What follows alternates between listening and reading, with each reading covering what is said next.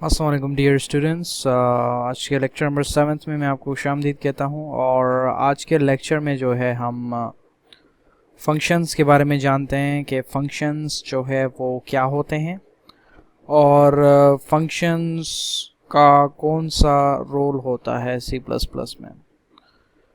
तो function basically आप उनके नाम से ही जान सकते हैं कि कुछ प्रोग्राम में कोड में फंक्शनैलिटी प्रोवाइड करते हैं और एक फंक्शन के अंदर कुछ इंस्ट्रक्शंस होती हैं जो कि फॉलो होती हैं और उस हिसाब से वो फंक्शन जो है काम करता है और उस फंक्शन को रन करने के लिए हम जो है उसको कॉल करते हैं अपने मेन फंक्शन में।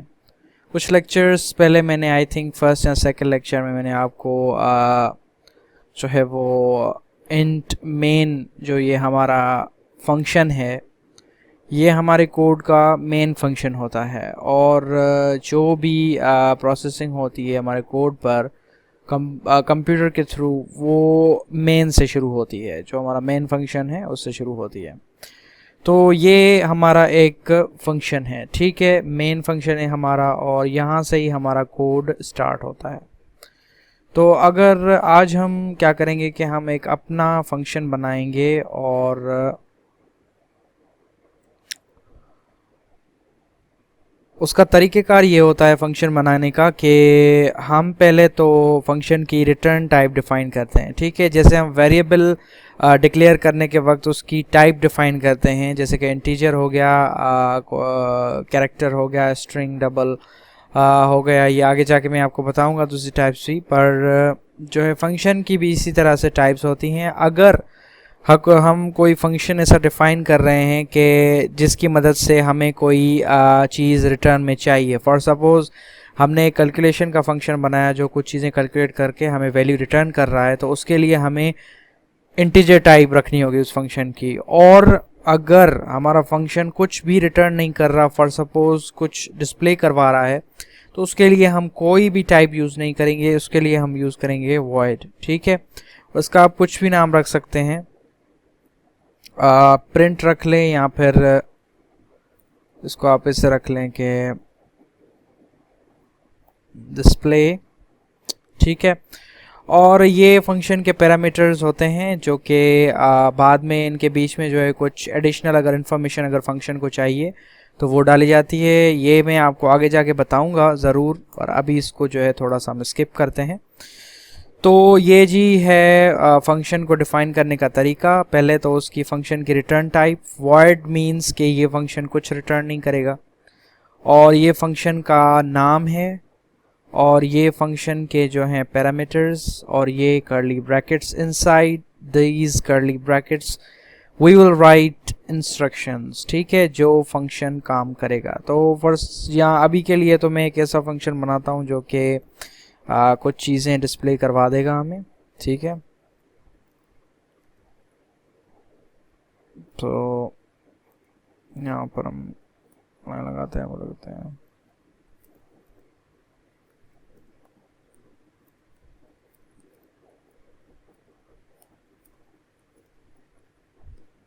ठीक है।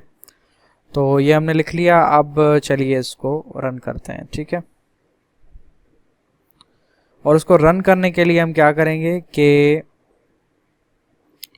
इस जो हमने फंक्शन बनाया है इसको हम यहाँ से कॉपी करेंगे, उसका नाम, और हम जो है उसको यहाँ पर लिख देंगे, ठीक है। तो ये तरीका है इसको रन करने का। इसकी टाइप और इसकी जो है नेम, इसका सिर्फ नेम आप यूज़ कर लें, ठीक है। तो ये फंक्शन का नेम हो गया मेन में, और हम इसके लिए मेन में लिख रहे हैं क्योंकि ये फंक्शन मेन से स्टार्ट होता है, ठीक है। तो अब हम इसे स्टार्ट करके देखते हैं और रन करते हैं, और इसने ये देखें हमें यहाँ पर एरर दे दिया है कंपाइलेशन टाइम पे। अब ये क्यों एरर दिया है इसने, इसके लिए मैं आपको समझा दूँ कि इसने एरर इसके लिए दिया है क्योंकि जो C++ का कोड होता है वो नंबर 1 लाइन से लेकर शुरू होता है, ठीक है, टॉप टू बॉटम। तो अब इसने हमारे कोड ने देखा कि ठीक है ये इन्होंने जो है ये फाइल्स इंक्लूड करवाई हैं और इन्होंने ये यूज़ करने के लिए दिया है। चलें, ये एंट मैन फंक्शन है, और जब ये यहाँ पर आया तो हमारा प्रोग्राम जो था वो कंफ्यूज हो गया कि ये क्या चीज़ है। ये तो मुझे अब समझ में नहीं आ रही कि ये कोई वेरिएबल डिक्लेयर किया है इन्होंने या कोई और चीज़ है। तो अब क्या हुआ कि हमारे प्रोग्राम को ये चीज़ पता ही नहीं कि ये इन्होंने डिफ़ाइन क्या किया है। ठीक है, प्रोग्राम को पता होना चाहिए। जैसे कि हम कोई वेरिएबल डिक्लेयर करते हैं तो प्रोग्राम को बताते हैं कि भाई ये वेरिएबल है हमारा, और ये ठीक है वो मेन में ही होता है और उसको पता होता है।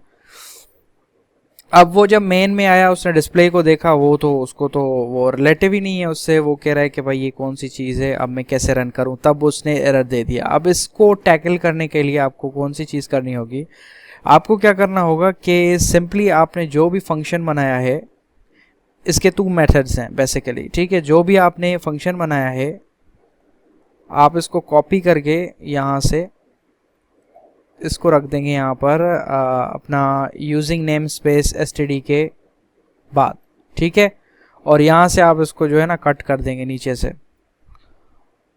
और अब क्या होगा, अब क्या होगा कि ये चीज़ रन होगी, ठीक है, क्योंकि हमारा प्रोग्राम लाइन नंबर 1 से रन करता है, शुरू से रन करता है, फिर फ्रॉम टॉप टू बॉटम।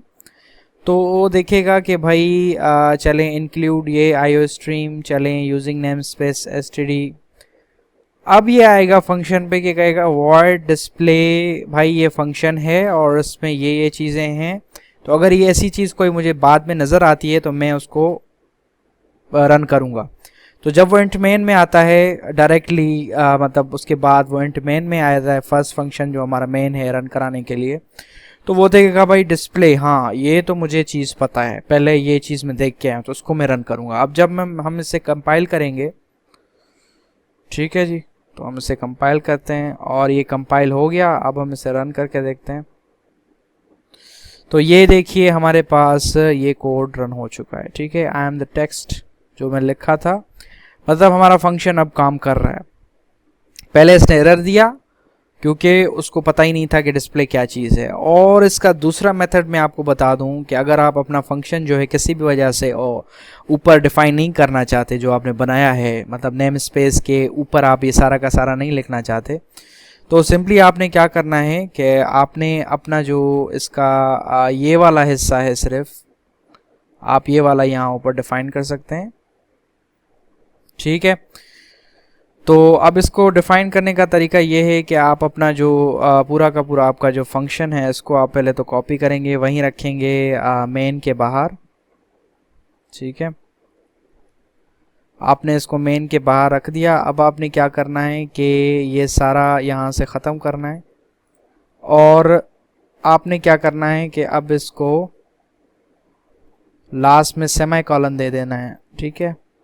अब क्या होगा कि यहाँ पर ये ऊपर से नीचे आएगा प्रोग्राम रीड करता हुआ, तो ये देखेगा कि भाई अब void डिस्प्ले एक फंक्शन है, ठीक है, प्रॉपर फंक्शन बना हुआ है और इसको मुझे रन करना है। और जैसे ही ये मेन पर आएगा तो ये देखेगा कि हाँ ये ऊपर डिफाइन हुआ फंक्शन है, तो अब मुझे जो है ना इसको रन करना है। और बेसिकली ये चीज़ जो इसको कहा जाता है, अगर इसको हम नेम देना चाहें तो इसको कहा जाता है फंक्शन प्रोटोटाइपिंग, ठीक है, फंक्शन प्रोटोटाइपिंग, ठीक है, इसको फंक्शन प्रोटोटाइपिंग कहा जाता है। मतलब एक कॉपी फंक्शन की ऊपर दी जाती है ताकि आसानी से प्रोग्राम रन कर सके उसे। तो अब हम इसे रन कर देते हैं, कंपाइल करेंगे, इसे कंपाइल हो गया। अब हम इसे रन करेंगे तो आप देखें कि उसी तरह से हमारा फंक्शन रन कर रहा है आराम से, बिना किसी एरर दिए। और हमने पूरा फंक्शन भी ऊपर डिफाइन नहीं किया, सिर्फ उसका जो है फंक्शन का प्रोटोटाइप ऊपर डिफाइन कर दिया है और फंक्शन हमारा नीचे लिखा हुआ है और वो रन कर रहा है। तो आई होप स्टूडेंट्स कि आपको आज का जो लेक्चर है वो समझ में आया होगा। मिलता हूँ आपके साथ नेक्स्ट लेक्चर में, तब तक के लिए अपनी दुआ में याद रखिएगा। अल्लाह हाफिज़।